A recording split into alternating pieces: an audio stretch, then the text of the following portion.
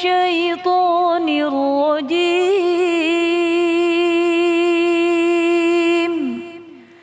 بسم الله الرحمن الرحيم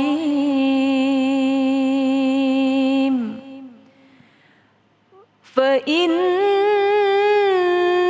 مع العسر يسرا إن مع العسر يسرا صدق الله العظيم.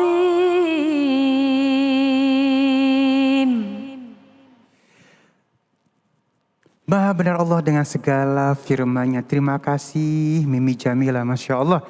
Dan kembali lagi di Cahaya Hati Indonesia. Pasti nih pemirsa di rumah terus bersama kami dan menantikan tema kita yang kedua. Karena kita akan membahas tentang akan ada kemenangan setelah ujian. Harus sabar berarti ya. Dan insya Allah akan dibahas oleh guru kita yang dimuliakan Allah Subhanahu Wa Taala, Al-Ustadz Kiai Haji Samsul Ma'arif. Kepada beliau kami persilakan. Allahumma sholli ala Sayyidina Muhammad. Assalamualaikum warahmatullahi wabarakatuh. Waalaikumsalam warahmatullahi wabarakatuh. Alhamdulillahilladzi ijtaba min saffati ibadihi isabatal haqqi wa ahlas sunnah. Wassalatu wassalamu ala sayyidina wa habibina wa syafi'ina wa maulana Muhammadin sallallahu alaihi wasallam tafadzulan minhu ta'ala wa minnah wa ala alihi wa ashabihi alladzina jahadu fi sabilihi wa nasharu syari'atahu ila jami'il amkinati wal azminah amma ba'd. Bapak-bapak, ibu-ibu, pemirsa iNews TV yang senantiasa dirahmati Allah Subhanahu wa taala. Mari kita menyampaikan puji dan syukur kehadirat Allah Subhanahu wa taala dengan ucapan alhamdulillah wa syukurillah. Kita masih diberikan kesempatan oleh Allah mengaji dan mengkaji ayat-ayat Allah Subhanahu wa taala. Mudah-mudahan kesempatan ini akan membawa rahmat, hidayah, taufik, inayah. Kita diberikan rezeki yang halalan tayyiban, sehat walafiat, anak-anak yang saleh salihah. Amin Allahumma amin ya rabbal alamin. Bapak-bapak, ibu-ibu, pemirsa yang dirahmati Allah Subhanahu wa taala. Tema yang menarik tentang kebahagiaan setelah adanya ujian. Beberapa hari yang lalu bangsa Indonesia telah melaksanakan hari ulang tahun kemerdekaan Republik Indonesia yang ke-76. Di mana bangsa Indonesia lebih dari 350 tahun dijajah oleh Belanda. Lalu kemudian dijajah oleh Jepang. Tetapi atas semangat perjuangan bangsa Indonesia bersama para ulama, alhamdulillah Allah berikan kemenangan. 17 Agustus 1945 Allah berikan kemerdekaan untuk rakyat Republik Indonesia. Enggak lama dari kemerdekaan, 2 tahun, 2 bulan mohon maaf.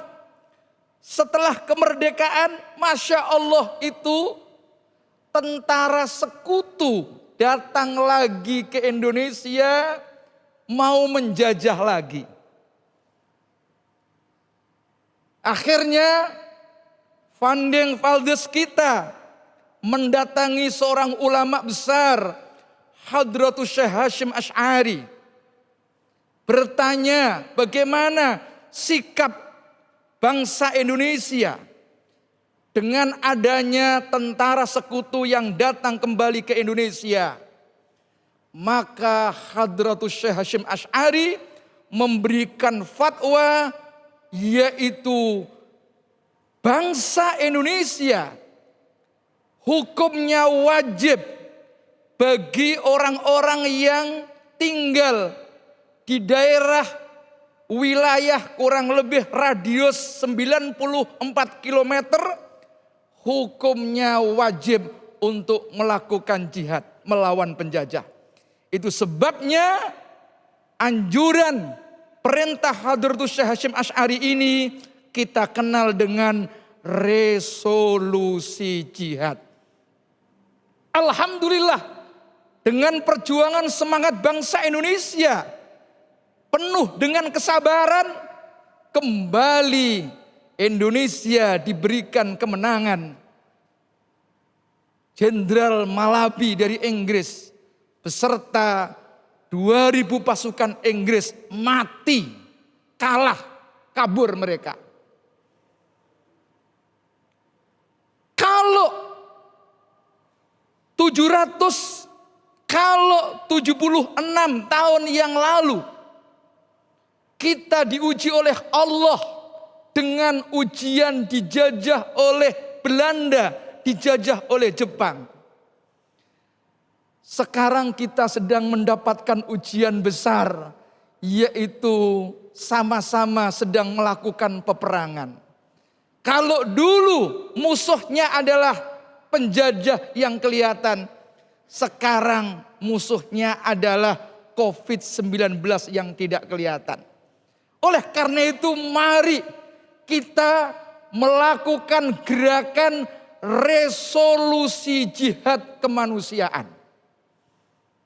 Mari, kalau dulu tentara kita bermodalkan dengan bambu runcing sebagai senjata, doa, zikir, hizb kita baca, sekarang juga kita harus mempersiapkan diri, dibekali dengan senjata. Hanya senjatanya yang berbeda, ibu-ibu, bapak-bapak. Kalau dulu barangkali senjatanya bambu runcing, sekarang senjatanya vaksin. Maka bagi umat Islam khususnya wajib vaksin. Walaupun dalam pendekatan fikih, vaksin itu sama dengan hukmut tadawi, hukum berobat. Memang berobat itu ada dua pendapat. Pendapat yang pertama adalah mubah. Orang itu mau berobat, tidak berobat terserah. Ketika sakit, kamu mau berobat atau tinggal di rumah saja tidak berobat, itu boleh-boleh saja. Tetapi kalau penyakitnya itu bisa menyebabkan bahayanya orang lain, maka berobat yang tadinya hukumnya mubah, berubah menjadi wajib. Oleh karena itu, kita harus menjaga kesehatan di samping kesehatan diri kita sendiri maupun kesehatan orang lain. Dalam kaidah usul disebutkan la dzarara wa la dzirara.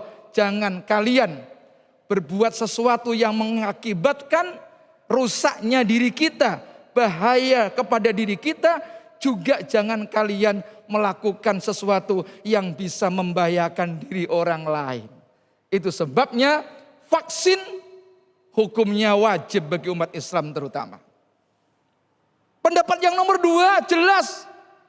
Ma yatimul wajibu illa bihi fahuwa wajibun.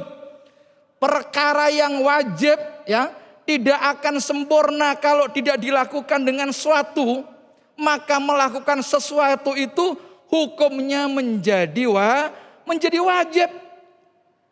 Oleh karena itu kita bangsa Indonesia dalam kondisi seperti ini, mari supaya ibadah kita ini menjadi sempurna, salah satu kewajiban kita adalah melaksanakan vaksin. Nah, bapak-bapak, ibu-ibu, pemirsa yang dirahmati Allah Subhanahu wa taala.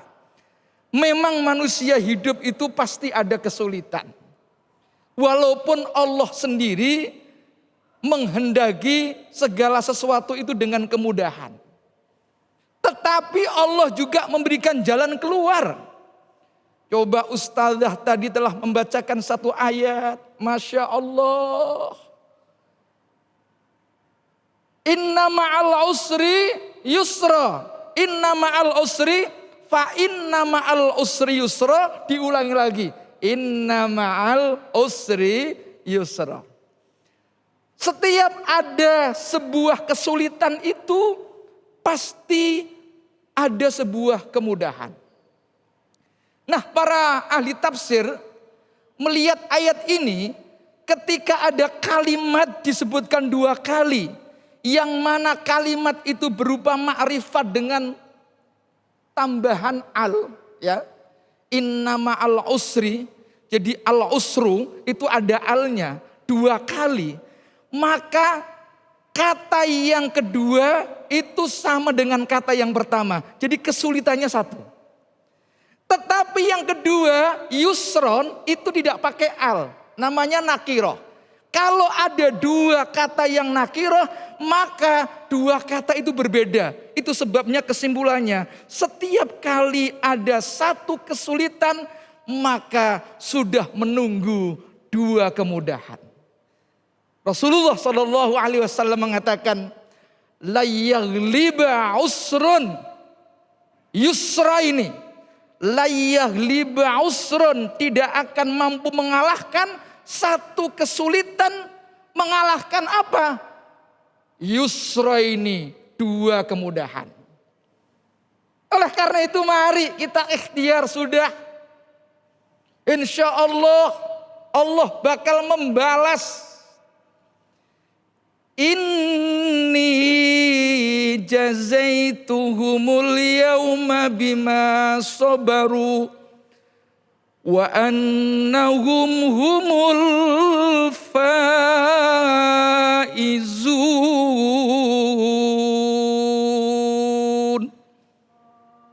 Ini sesungguhnya kami, ini sesungguhnya aku.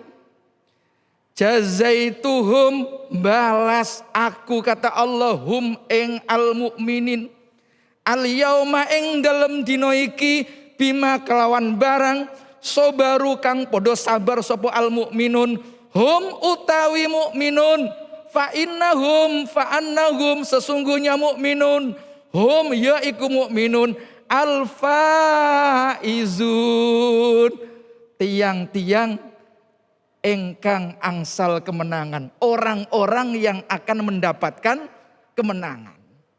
Nah, oleh karena itu kuncinya apa? Supaya kita ini mendapatkan kemenangan. Yang pertama, kita harus ridho dengan qadha dan qadarnya Allah Subhanahu wa ta'ala. Yang nomor 2, kita harus sabar atas balanya yang diberikan oleh Allah Subhanahu wa ta'ala. Ada sebuah tinjauan teologis, kata Rasulullah SAW, barang siapa ya malam yardha bi qadha'i, siapa yang tidak ridho dengan qadha ketentuanku, walam yasbir ala bala'i, juga tidak sabar atas balaku, kata Allah, falyaltamis, maka silahkan engkau cari apa? Robban siwaya, Tuhan selain aku, katanya. Nah, oleh karena itu di samping ada tinjauan teologis, ada tinjauan sosiologis dalam menghadapi kehidupan ini. Mari kita latihan sabar. Sabar itu kata Ibnu Sina, as-sabru bidayatus syifa, ya. Sabar itu awal daripada kesembuhan, insya Allah. Kalau bangsa Indonesia yang diuji oleh Allah sabar, akan diberikan oleh Allah kesembuhan semua. Di samping sabar butuh sebuah ketenangan. Ibnu Sina juga mengungkapkan, wal itmi'nanu, adapun ketenangan itu nisfun minad dawa, sebagian daripada obat. Tetapi sebaliknya wal wahmu, orang yang suka gelisah, enggak sabaran, nisfun minadda, sebagian dari penyakit. Oleh karena itu mari bapak-bapak ibu-ibu semua, insya Allah setelah ada kesulitan, ada bala, kita yakin dalam waktu dekat pasti akan datang sebuah kemudahan dan kemenangan. Wallahul muwaffiq ila aqwamit thoriq. Wassalamualaikum warahmatullahi wabarakatuh. Waalaikumsalam warahmatullahi wabarakatuh. Ya Allah, nikmatnya. Terima kasih guru keilmunya ya. Ini jadi pegangan buat kita semua ya, sehingga akhirnya kita yakin bahwa setiap ujian pasti habis itu ada kemudahan yang Allah kasihkan kepada kita ya. Dan baik, jamaahku yang dimuliakan Allah Subhanahu wa taala, sesaat lagi kita akan masuk ke dalam tema kita yang ketiga, mengejar viral di dunia, mengabaikan akhirat. Bersama guru kita yang dimuliakan Allah Subhanahu wa taala, Al-Ustadz Amanur Rahman. Jangan kemana-mana, tetap bersama kami di Cahaya Hati Indonesia.